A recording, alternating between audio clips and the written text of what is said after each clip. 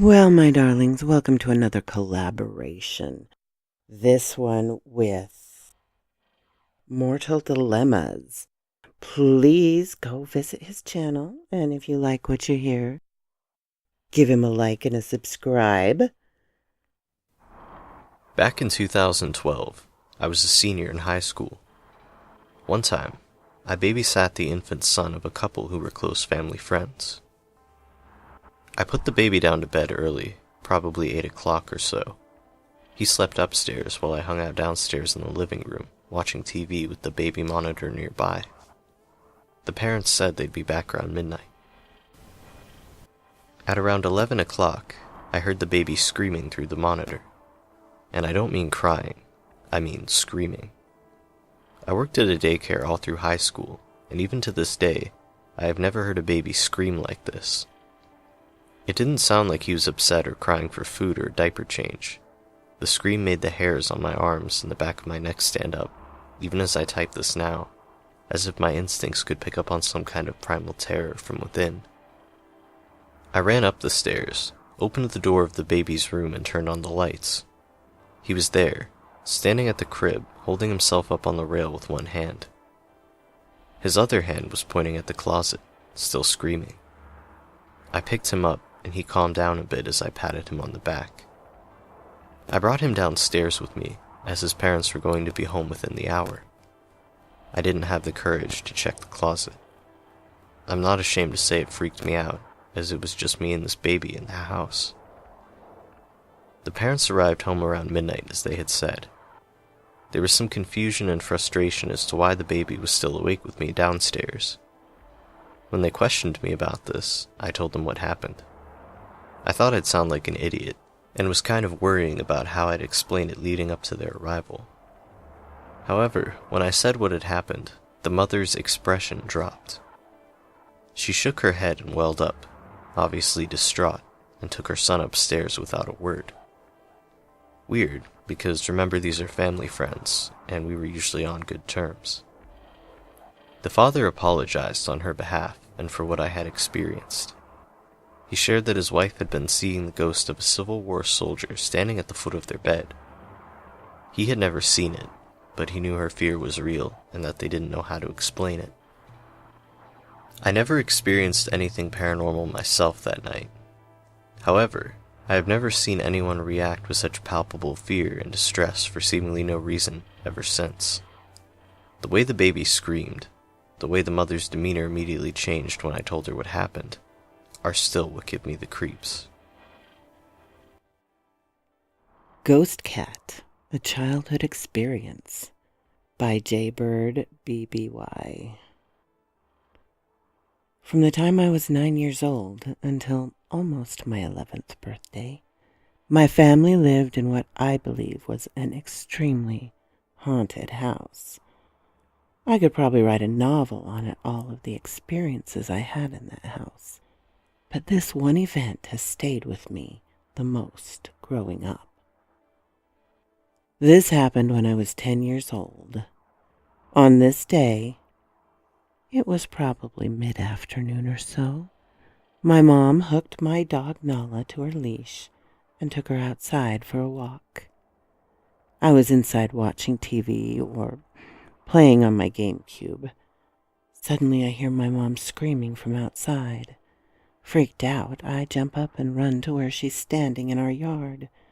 She's crying, staring at the road where I notice a red, wettish-looking mark on the road. We go back inside where Mom tells me that she saw our indoor-outdoor cat, Spotty, get hit by a car. She wouldn't go into full details at the time because I was a young child and she wanted to spare my feelings. But when I asked her about this event a few years ago, she told me that she remembers seeing Spotty's body go under and around the wheel. Anyway, my mom went back outside to look for Spotty, but aside from the bloodstain on the road, there was no sign of his body anywhere.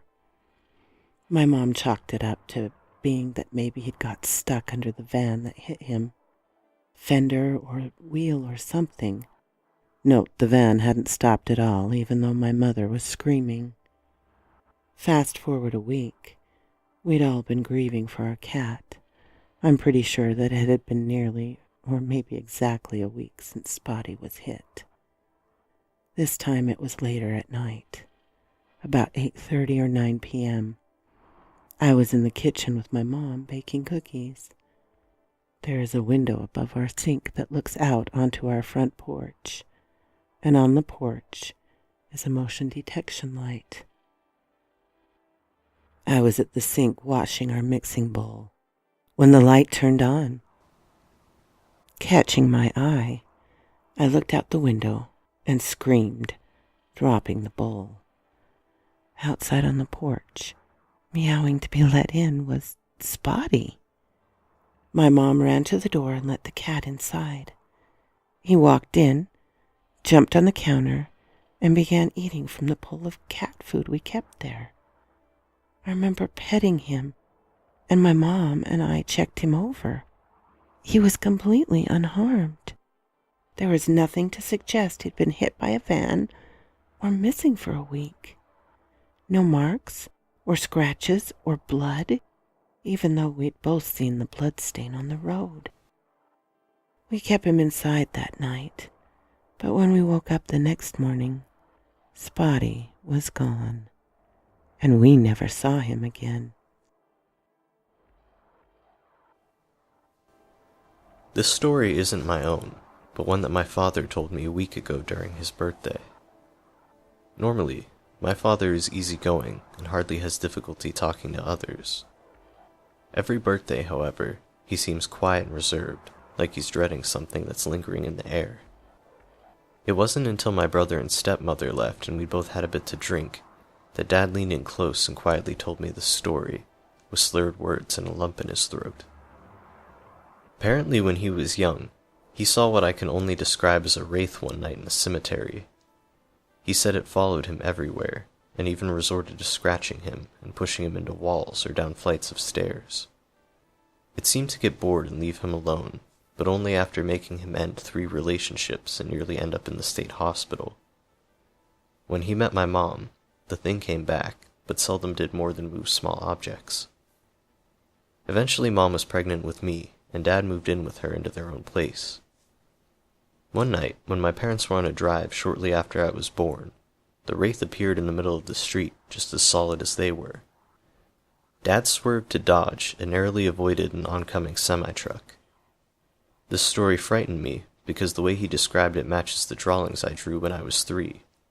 More scary still, it resembles an entity my younger sister has seen only a month before Dad told me. I'm not sure, but perhaps all these things are connected. Maybe the wraith has an obsession with my family. All things considered, I'll have to do some digging.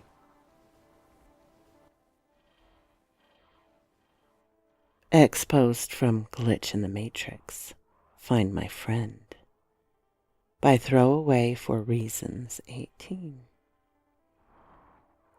Update to this post, everyone, is that I am now engaged. Mom showed up to see the ring being given to my fiancé. See, we've been engaged for a while beforehand. But the fact that I asked him was a constant thorn in her side, which was at times hilarious to poke at. Sis got a jeweler to make some rings for Mom's diamonds, to make her wedding rings, and me an engagement ring. It was a beautiful proposal. And now I think of it, I think that she finally approves of the engagement and the person I want to spend the rest of my life with. Hi all. A fellow Redditor directed me here after I posted this story in Glitch in the Matrix. I hope that's okay. Ever heard of a phone call app called Find My Friend? It uses GPSs on a person's phone so you can see where your friends and family are, like if they're close by, that sort of thing. To make a long story short, our mum passed in February. It was a devastating loss that we are still coming to terms with. On the day Mum died, her location showed up as unknown, which is weird to start with, as Sis has had Mom's phone since that day. Well, it gets weirder. See, a few weeks ago, Sis calls me. She tells me that Mom is in her house, in the dining room to be exact. Apparently a notification popped up on her phone about it. Sis still has Mom's phone in her house 30 minutes away from our parents' house. Now's the time to also mention that Mom got cremated. Where are her ashes, you may ask? Currently in the dining room while we wait for her plot to be ready. So we come to today, and Mom has been in the dining room for the last hour. Sis keeps refreshing the app, and she's still there. So quoth this raven.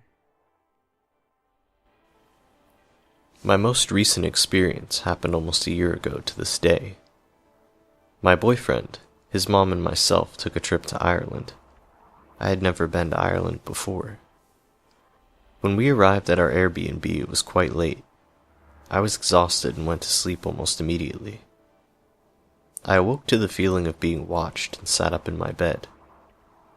When I opened my eyes, I saw an apparition of a nun standing close to the window, which was located on the wall across from the foot of the bed. Completely freaked out, I woke my boyfriend up and told him what happened. Our Airbnb was within walking distance to Grafton Street, which is the downtown shopping district of Dublin.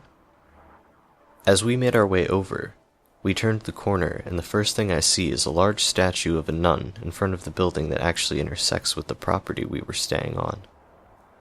The creepiest part of all this is that I hadn't a clue about the statue or the building.